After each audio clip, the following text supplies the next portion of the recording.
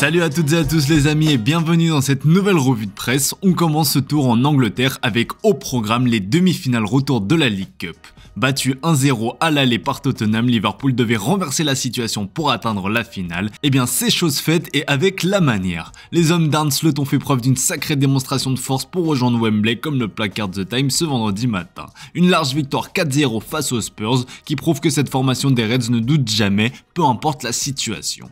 Cody Gakpo, Salah, Szoboszlai et Van Dijk sont les buteurs. Tottenham a sombré de son côté malgré les premiers pas de ses recrues Mathys Tel et Kevin Danso. Liverpool rejoint Newcastle en finale comme le relaye le Daily Star. Tombeurs d'Arsenal, les Magpies disputeront la troisième finale de League Cup de leur histoire après 1976 et 2023, une compétition qu'ils n'ont jamais remportée.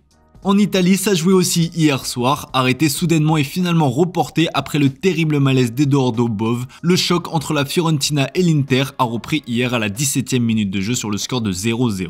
Dominateur au cours du premier acte, l'Inter a manqué de réussite avant de se faire surprendre au retour des vestiaires. Le club nerazzurri manque l'occasion de rattraper Naples et s'incline même lourdement, défaite 3-0. Comme le placard de la Gazzetta dello Sport, Moeskin a fait le show avec un doublé. L'Italien est en feu cette saison avec déjà 15 buts au compteur en 22 matchs de Serie A. Le Corriere dello Sport le remercie. Au classement, l'Inter est deuxième, la Fio quatrième. Ce qui fait aussi la une en Italie, c'est le duo Kolo-Muani-Vlahovic. L'arrivée du français a semé le doute dans la tête de Thiago Motta. Il faut dire que l'attaquant prêté par le PSG a réalisé des débuts canons avec 2 buts en 3 matchs. Mais le tacticien italien loue l'attitude irréprochable du Serbe qui pense d'abord au collectif plutôt qu'à son cas personnel. Face à comme ce soir, Motta devra trancher entre les deux. En tout cas, si Kolo-Muani était choisi et venait à marquer, il battrait un record inédit.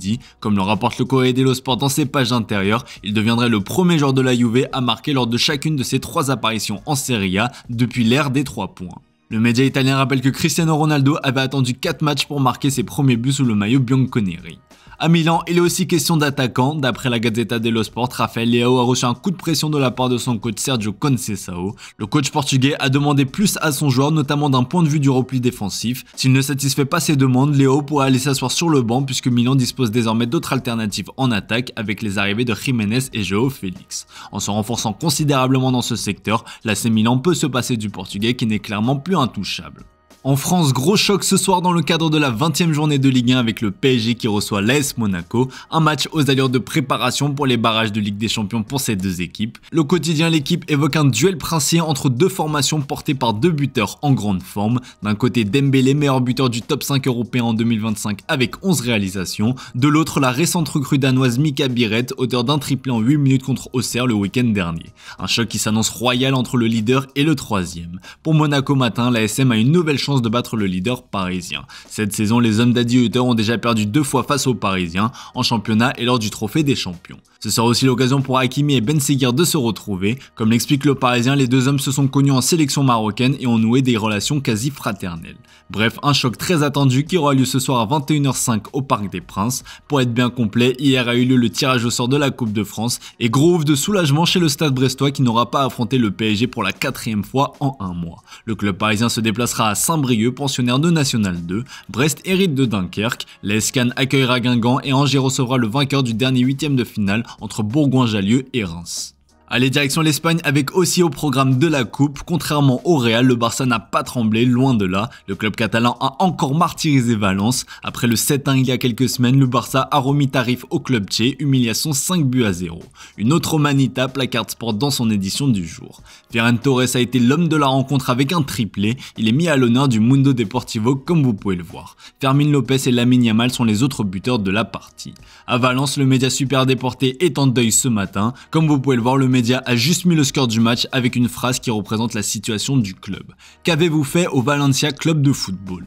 Le média se demande si les supporters méritent vraiment de vivre tout ça. Club historique du foot espagnol, Valence est en grand danger puisqu'il est actuellement avant-dernier du championnat. Le Barça rejoint donc les demi-finales et confirme l'impression que cette saison et depuis l'arrivée d'Hansi Flick, le club est une véritable machine à but comme le souligne Sport dans ses pages intérieures. Depuis que l'entraîneur allemand a pris les commandes, près de la moitié des matchs se sont terminés avec une avance de 3 buts ou plus. C'est arrivé à 16 reprises. Le Barça a déjà marqué 109 buts lors des 35 premiers matchs de cette saison, ce qui n'est arrivé que 5 fois dans l'histoire du club. Un véritable rouleau compresseur. Allez, on termine ce tour de la presse sportive chez le rival madrilène devenu l'ennemi numéro 1 du foot espagnol. Vous le savez, le Real est engagé dans un véritable bras de fer avec les instances du foot espagnol avec pour motif l'arbitrage. Sauf que la situation s'envenime et les clubs espagnols tiennent désormais tête au Real comme l'illustre très bien le journal Marca avec ce puzzle que vous pouvez apercevoir. Seul contre tous, voilà comment résumer la situation. Comme le rapporte le journal AS dans ses pages intérieures, des sanctions sont demandées contre le Real par la voix du Séville FC et de l'Atlético de Madrid avec le soutien des différentes instances du foot espagnol.